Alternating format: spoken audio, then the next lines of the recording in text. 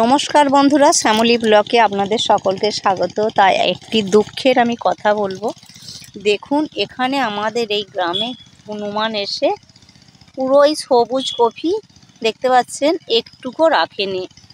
সব কফিগুলোই দেখাবো, মানে কফি গাছ ভেঙে দেখুন, মানে যে কফির মাথাটাকে কোনো একটুকুও রাখেনি। দেখাবো, দেখুন একটা চাষ করার পর এইভাবে খেয়ে নিলে, আর গাছগুলোকে পুরো হেল্লি দিয়ে কি করেছে। প্রত্যেকটা কফি, এইগুলো ফুলকপি সাদা, মানে প্রত্যেকটা কফি দেখাবো যে খেয়ে একদম তজনজ করে দিয়ে গেছে। আরও দেখাবো কফিগুলো,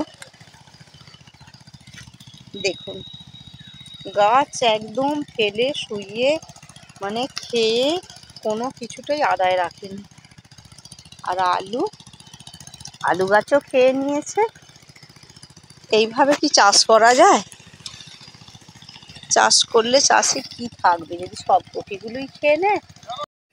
মাঠে সমস্ত সবজি হনুমানটা খেয়ে এসেছে, এসে ওপরে আবার আলু খুঁজতে এসেছে।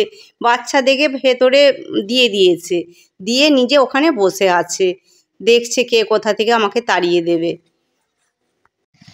এত সুন্দর মূলো ফুল হয়েছে না, প্রত্যেকটা সবজি কত সুন্দর। নাল নোটের শাক, এই নোটের শাক তো খুব উপকার, কিন্তু হনুমানে একটাও রাখছে না। আলু গাছ দেখাবো, দেখুন সব হনুমানে খেয়ে তজনজ করেছে। এখানটা দেখতে পাচ্ছেন, একটাও আলু গাছ রাখেনি। প্রত্যেকটা কেমন, এই তো এইগুলো আলু গাছ ছিল, মানে গাছটাকেও নিয়ে চলে গেছে। দেখুন এখানে আলু বেরিয়ে গেছে। বাঁধাকপির মাথাগুলো একটু একটু হয়েছে, তাও দেখুন হনুমানে খেয়েছে সব। আর পেঁয়াজ কালিগুলো ভেঙে নেব, ওলকপি দিয়ে ঝাল করব, খেতে কিন্তু খুব ভালো। এই কালিগুলো হলেই হয়ে যাবে। আরও আছে বাকিগুলো, অন্য দিন আবার তুলবো। এগুলো একটু বড় হলে পারে তখন আবার তোলা হবে। ইঁদুরে পাখিতে করে আলুগুলো খেয়ে নিচ্ছে, বুঝতেই পারছেন। কুমড়োটাও একদিন ইঁদুর এসেছে, দেখুন এখানটা দাগ পড়ে গেছে, এও খেয়ে নেবে।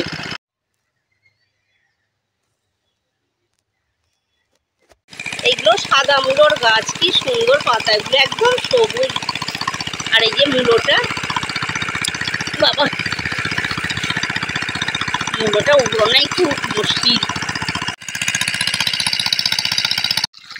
তবুও যদি গাছটা বেঁচে থাকে, সব একদম নুয়ে পড়েছে, ছিঁচ হচ্ছে, জল দেওয়া হচ্ছে মেশিনে করে, যদিও গাছটা আবার বাঁচে। লাল বিটগুলো হয়েছে মোটামুটি, খুব একটা বড় হয় না। আর গাজর গাছগুলো এত সুন্দর হয়েছে না, দেখতে ইচ্ছা করবে।